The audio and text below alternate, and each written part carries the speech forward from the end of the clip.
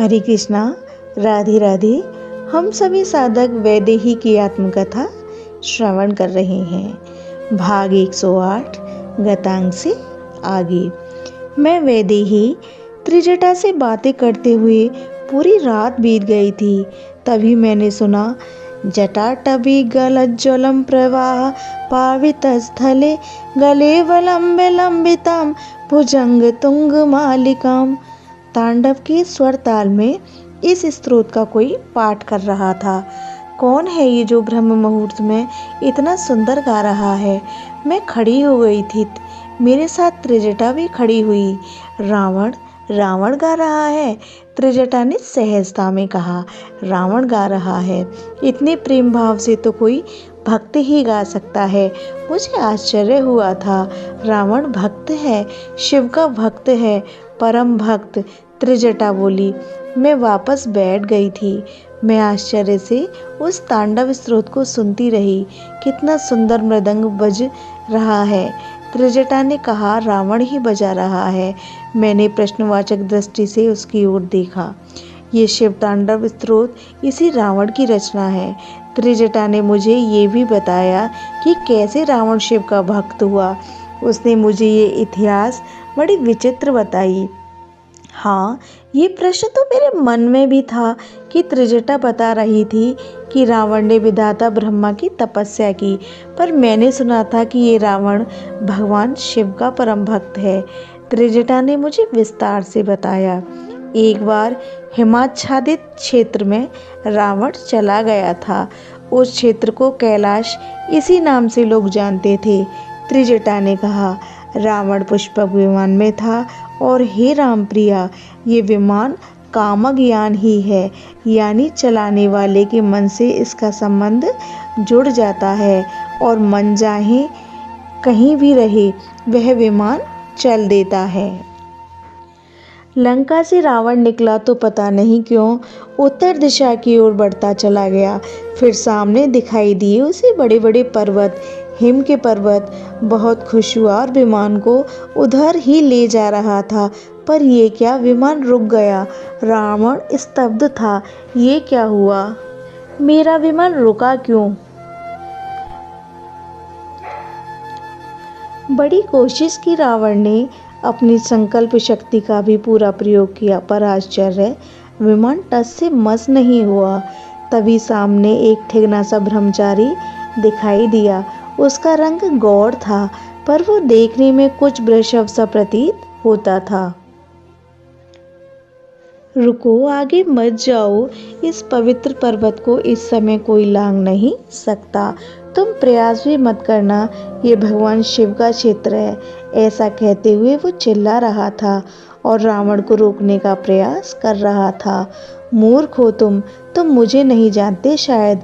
रावण रावण नाम है मेरा, मेरे लिए कुछ भी असंभव नहीं है।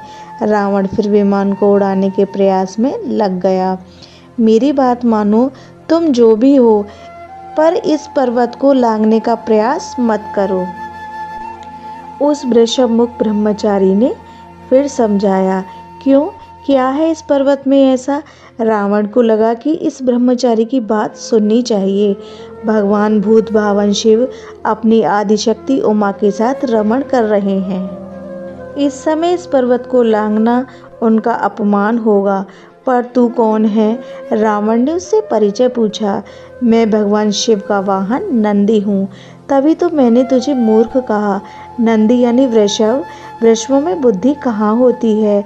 मैं रावण हूँ, रावण। हे राम प्रिया, रावण का अहंकार चरम पर पहुँचा हुआ था। तू ना लांघने की बात करता है, हट। मैं इस पूरे कैलाश को ही उठाकर दूसरी जगह रख देता हूँ। तू मुझे जानता नहीं है। रावण ने नंदी को अपनी शक्ति दिखानी चाहिए। उतरा विमान से रावण, कैलाश पर्वत के पास में गया। हंसता हुआ नंदी की ओर देखा उसने। फिर अपनी भुजाएं कैलाश पर्वत के नीचे डाली और जैसे ही उसे उठाने का प्रयास किया, कैलाश पर्वत थोड़ा ऊपर उठा। उसमें निवास कर रहे पक्षी उड़ गए। पशु उस पर्वत से नीचे गिरने लगे। वृक्ष जड़ों के सहित उखड़कर सब नीचे आ गए। प्रेत, पिशाच, कूष्मांड, योगिनी, डाकिनी, इन सब के मन में भी भय दिखाई देने लगा।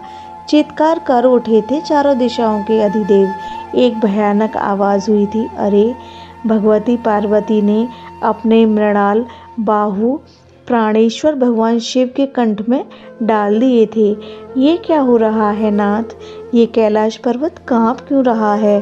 पार्वती भगवती ने अपने आप को भगवान शिव के वक्ष में छुपा लिया था। कुछ नहीं प्रिय, तुम्हारा ही एक बालक थोड़ा चंचल हो गया है। मुस्कुराते हुए भूत भावन ने अपनी प्रिया को प्रगाढ़ आलिंगन में लेते हुए कहा था।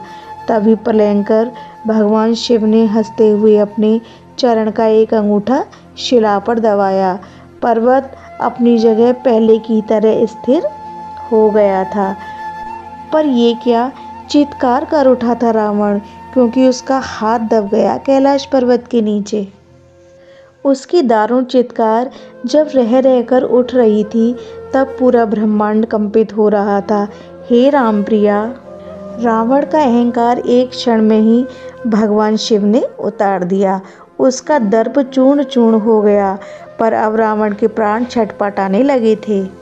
उसे असहाय पीड़ा हो रही थी।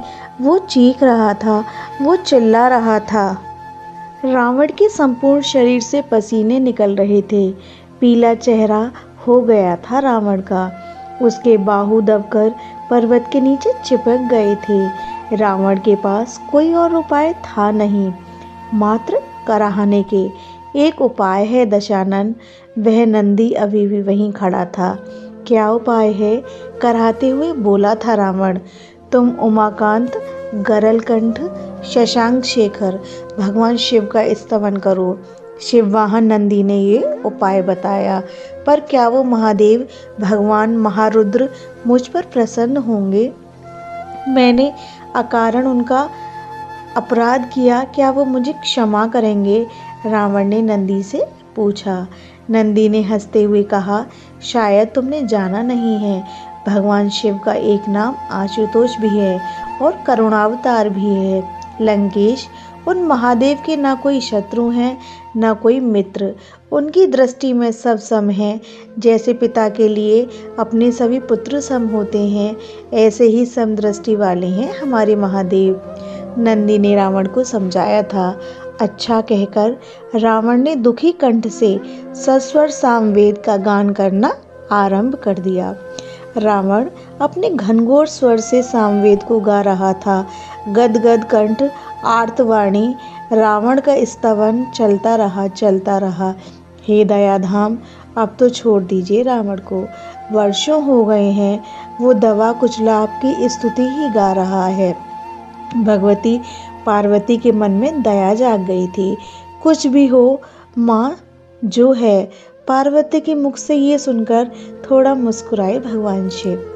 आपका वात्सल्य जाग गया, इतना कहकर थोड़ा अपना आसन बदला ही था भगवान शिव ने कि कैलाश पर्वत थोड़ा हिला। रावण ने तभी अपना हाथ निकाल लिया था। उठ खड़ा हुआ दशानन रावण, फिर साष्टांग लेट गया भूत भावन के चरणों में। मैं आज समस्त लोकों के स्वामी का दर्शन करके कृतार्थ हुआ। दशानन ने अंजलि बांध ली। स्मित हास्य विराजमान है भगवान शिव के मुखमंडल में। जटाकटा समभ्रमं समिन्नलिम्प निर्झरी विलोल वीच वल्लरी विराजमान मूर्धनि। संपूर्ण ब्रह्मांड चकित हो गया था जब रावण ने इस स्तोत्र को पाठ किया। वो केवल स्तोत्र को पढ़ ही नहीं रहा था, वो गा रहा था। पर गान अभी शुरू ही था कि रुक गया। वो कैलाश पर्वत के पीछे गया। वहाँ एक ताल है, उस ताल में जाकर उसने स्नान किया। कैलाश पर्वत में एक राक्षस ताल भी है जिसमें रावण ने स्नान किया था। अब रावण के पैर उद्दाम तांडव कर उठे थे। वो गा भी रहा था और उसी गायन के साथ साथ उसके पैर भी थिरक रहे थे। उसके पदाघात से पृथ्वी कांप रही थी। धगद धगद धगद धगद ललाट पट्ट पाव के किशोर चंद्रशेखरे रतिपति क्षणम मम। उसके तांडव करने से बड़ी बड़ी शिलाएं चूर्ण होती जा रही थीं। उसको किसी वाद्य की आवश्यकता कहाँ थी। उसके पैर शिला पर ऐसे पड़ रहे थे जैसे मृदंग की थाप। वो स्वयं गा रहा था और गाते हुए पूरे भाव जगत में पहुंच गया था। वो नाचते नाचते गिर गया। हे शंभो, वो चिल्लाया, वत्स उठो।